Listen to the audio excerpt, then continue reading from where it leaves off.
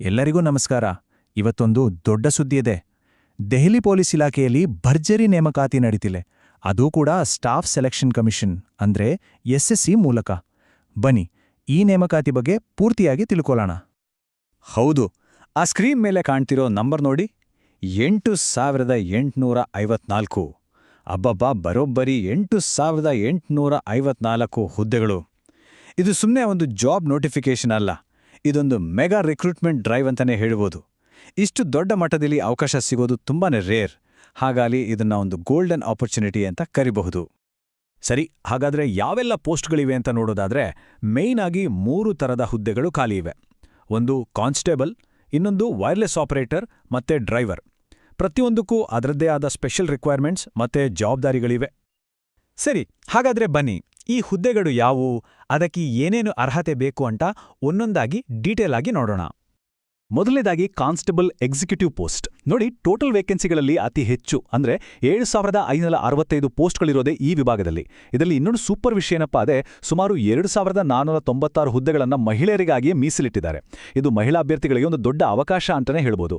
Pay scale ಕೂಡ ತುಂಬಾ ಚೆನ್ನಾಗಿದೆ, 21,700ರಿಂದ 69,100ವರೆಗೆ ಇದೆ. ಮುಂದೆ ಬರೋದು ವೈರ್ಲೆಸ್ ಆಪರೇಟರ್.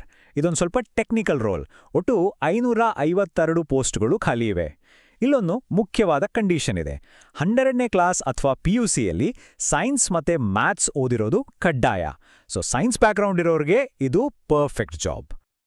ಮೂರನೇದು ಡ್ರೈವರ್ ಹುದ್ದೆಗಳು. ಇದರಲ್ಲಿ 737 ವೇಕೆನ್ಸಿಗಳಿವೆ. ಇದಕ್ಕೆ ಅಪ್ಲೈ ಮಾಡೋಕ್ಕೆ ಹೆವಿ ಅಥವಾ ಲೈಟ್ ವೆಹಿಕಲ್ ಡ್ರೈವಿಂಗ್ ಲೈಸೆನ್ಸ್ ಇರೋದು ಮಸ್ಟ್.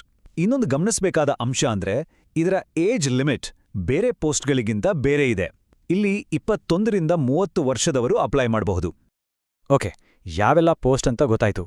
ಈಗ ಯಾರೆಲ್ಲ ಅಪ್ಲೈ ಮಾಡಬಹುದು ಅಂದ್ರೆ ಎಲಿಜಿಬಿಲಿಟಿ ಏನು ಮತ್ತೆ ಯಾವೆಲ್ಲ ಡೇಟ್ಸ್ ಮುಖ್ಯ ಅನ್ನೋದನ್ನ ನೋಡೋಣ ಬನ್ನಿ. ಬೇಸಿಕ್ ಎಲಿಜಿಬಿಲಿಟಿ ತುಂಬಾ ಸಿಂಪಲ್ ಆಗಿದೆ ನೋಡಿ. ಎಜುಕೇಷನ್ ಜಸ್ಟ್ PUC ಪಾಸ್ ಆಗಿದ್ರೆ ಸಾಕು. ಏಜ್ ಲಿಮಿಟ್ ಜುಲೈ 1, 2025ಗೆ 18ರಿಂದ 25 ವರ್ಷದ ಒಳಗಿರಬೇಕು. ಆಫ್ಕೋರ್ಸ್ ರಿಸರ್ವ್ಡ್ ಕ್ಯಾಟಗರಿಯವರಿಗೆ ಏಜ್ ರಿಲ್ಯಾಕ್ಸೇಷನ್ ಕೂಡ ಇದೆ. ಇನ್ನು ಅಪ್ಲಿಕೇಶನ್ ಫೀಸ್ ಜಸ್ಟ್ 100 ರೂಪೀಸ್. ಅದರಲ್ಲೂ ಮಹಿಳೆಯರಿಗೆ ಮತ್ತೆ SC ST ಅಭ್ಯರ್ಥಿಗಳಿಗೆ ಫೀಸ್ನಿಂದ ಸಂಪೂರ್ಣ ವಿನಾಯಿತಿ ಇದೆ, ಅಂದ್ರೆ ಫೀಸ್ ಕಟ್ಟಬೇಕಾಗಿಲ್ಲ. ಈ ಡೇಟ್ಸ್ ಎಲ್ಲರೂ ನೋಟ್ ಮಾಡ್ಕೊಳ್ಳಿ. ಅಪ್ಲೈ ಮಾಡೋಕೆ ಲಾಸ್ಟ್ ಡೇಟ್ ಅಕ್ಟೋಬರ್ 21, ಇದನ್ನು ಮರಿಬೇಡಿ. ಇನ್ನು ಎಕ್ಸಾಮ್ ಯಾವಾಗಪ್ಪ ಅಂದ್ರೆ ಮುಂದಿನ ವರ್ಷ, ಅಂದ್ರೆ ಡಿಸೆಂಬರ್ 2025 ಅಥವಾ ಜನವರಿ 2026ರಲ್ಲಿ ನಡೀಬಹುದು. ಸೊ ಪ್ರಿಪ್ರೇಷನ್ಗಂತೂ ಒಳ್ಳೆ ಟೈಮ್ ಇದೆ. ಸರಿ, ಅಪ್ಲೈ ಮಾಡಿದ್ಮೇಲೆ ಸೆಲೆಕ್ಷನ್ ಪ್ರಾಸೆಸ್ ಹೇಗಿರುತ್ತೆ? ಇಲ್ಲಿ ಒಟ್ಟು 4 ಸ್ಟೇಜ್ಗಳನ್ನ ಕ್ಲಿಯರ್ ಮಾಡಬೇಕಾಗುತ್ತೆ. ಇದು ಸ್ವಲ್ಪ ಚಾಲೆಂಜಿಂಗ್ ಅನ್ಸ್ಬೋದು, ಆದರೆ ಪ್ರಾಸೆಸ್ ತುಂಬಾ ಸ್ಟ್ರಕ್ಚರ್ಡ್ ಆಗಿದೆ. ಆ 4 ಹಂತಗಳು ಯಾವುವು ಅಂತ ನೋಡೋಣ ಬನ್ನಿ. ಮೊದಲನೇ ಸ್ಟೆಪ್ ಕಂಪ್ಯೂಟರ್ ಬೇಸ್ಡ್ ಟೆಸ್ಟ್. ಇದನ್ನ ಕ್ಲಿಯರ್ ಮಾಡಿದ್ರೆ ಎರಡನೇ ಸ್ಟೆಪ್ ಫಿಸಿಕಲ್ ಎಂಡ್ಯೂರೆನ್ಸ್ ಟೆಸ್ಟ್ ಅಂದ್ರೆ PET. ಅದಾದ್ಮೇಲೆ ಮೂರನೇದು ಮೆಡಿಕಲ್ ಎಕ್ಸಾಮಿನೇಷನ್. ಫೈನಲ್ ಆಗಿ 4ನೇ ಸ್ಟೆಪ್, ಇದು ಎಲ್ಲರಿಗೂ ಇರಲ್ಲ, ಡ್ರೈವರ್ ಮತ್ತೆ ವೈರ್ಲೆಸ್ ಆಪರೇಟರ್ ಪೋಸ್ಟ್ಗಳಿಗೆ ಮಾತ್ರ ಒಂದು ಟ್ರೇಡ್ ಟೆಸ್ಟ್ ಇರುತ್ತೆ.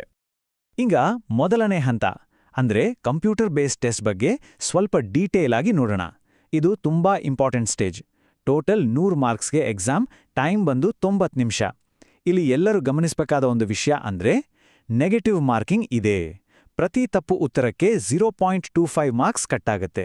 ಸೊ ಗೊತ್ತಿರೋ ಉತ್ತರಗಳನ್ನ ಮಾತ್ರ ಅಟೆಂಡ್ ಮಾಡೋದು ಒಳ್ಳೆಯದು. ಇನ್ನು ಎರಡನೇ ಹಂತ ಫಿಸಿಕಲ್ ಟೆಸ್ಟ್. ಇಲ್ಲಿ ಪುರುಷ ಮತ್ತೆ ಮಹಿಳಾ ಅಭ್ಯರ್ಥಿಗಳಿಗೆ ಬೇರೆ ಬೇರೆ ಟಾರ್ಗೆಟ್ಸ್ ಇವೆ. ಉದಾಹರಣೆಗೆ 1600 ಮೀಟರ್ ರನ್ನಿಂಗ್ ಅನ್ನ ಪುರುಷರು 6 ನಿಮಿಷದಲ್ಲಿ ಕಂಪ್ಲೀಟ್ ಮಾಡಬೇಕು. ಅದೇ ಮಹಿಳಾ ಅಭ್ಯರ್ಥಿಗಳಿಗೆ 8 ನಿಮಿಷ ಟೈಮ್ ಇರುತ್ತೆ. ಇದೇ ರೀತಿ ಲಾಂಗ್ ಜಂಪ್, ಹೈ ಜಂಪ್ನಲ್ಲೂ ಕೂಡ ವ್ಯತ್ಯಾಸಗಳನ್ನ ನೋಡಬಹುದು. ಕೊನೆಯದಾಗಿ ಟ್ರೇಡ್ ಟೆಸ್ಟ್. ಇದನ್ನ ನೆನ್ಪಿಟ್ಕೊಳ್ಳಿ, ಈ 4ನೇ ಹಂತ ಎಲ್ರಿಗೂ ಇರಲ್ಲ. ಡ್ರೈವರ್ ಪೋಸ್ಟ್ಗೆ ಅಪ್ಲೈ ಮಾಡಿದವರಿಗೆ ಡ್ರೈವಿಂಗ್ ಸ್ಕಿಲ್ಸ್ ಚೆಕ್ ಮಾಡ್ತಾರೆ. ಹಾಗೆ ವೈರ್ಲೆಸ್ ಆಪರೇಟರ್ ಪೋಸ್ಟ್ಗೆ ಅಪ್ಲೈ ಮಾಡಿದವರಿಗೆ ಟೈಪಿಂಗ್ ಮತ್ತೆ ಕಂಪ್ಯೂಟರ್ ನಾಲೆಜ್ ಟೆಸ್ಟ್ ಇರುತ್ತೆ. ಸರಿ, ಈಗ ಸೆಲೆಕ್ಷನ್ ಪ್ರೋಸೆಸ್ ಕೂಡ ಗೊತ್ತಾಯ್ತು. ಇನ್ನು ಎಲ್ಲದಕ್ಕಿಂತ ಇಂಪಾರ್ಟೆಂಟ್ ಸ್ಟೆಪ್ ಅಂದ್ರೆ ಅಪ್ಲೈ ಮಾಡೋದು ಹೇಗೆ. ಬನ್ನಿ ಅದನ್ನು ತಿಳ್ಕೊಳ್ಳೋಣ. ಅಪ್ಲೈ ಮಾಡೋದು ತುಂಬಾ ಈಸಿ. ಸ್ಟಾಫ್ ಸೆಲೆಕ್ಷನ್ ಕಮಿಷನ್ನ ಅಫಿಷಿಯಲ್ ವೆಬ್ಸೈಟ್ ಅಂದ್ರೆ ssc.gov.inಗೆ ಲಾಗಿನ್ ಆಗಿ. ಅಲ್ಲಿ ಮೊದಲು ಒನ್ ಟೈಮ್ ರಿಜಿಸ್ಟ್ರೇಷನ್ ಅಂತ ಇರುತ್ತೆ, ಅದನ್ನ ಕಂಪ್ಲೀಟ್ ಮಾಡಬೇಕು.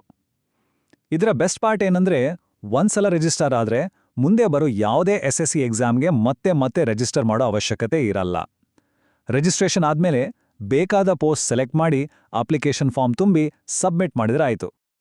ಹಾಗಾದ್ರೆ ಡೆಲ್ಲಿ ಪೊಲೀಸ್ ಸೇರುವ ಈ ದೊಡ್ಡ ಅವಕಾಶವನ್ನ ಬಳಸ್ಕೊಳ್ಳಲು ಸಿದ್ಧತೆ ಶುರು ಮಾಡ್ಬೋದಲ್ವಾ? ಯಾಕಂದ್ರೆ ಇಷ್ಟು ದೊಡ್ಡ ಸಂಖ್ಯೆಯ ನೇಮಕಾತಿ ಪದೇ ಪದೇ ಬರೋದಿಲ್ಲ. ಅರ್ಹತೆ ಹೊಂದಿರೋರು ಈ ಅವಕಾಶವನ್ನ ಖಂಡಿತ ಮಿಸ್ ಮಾಡ್ಕೋಬಾರ್ದು.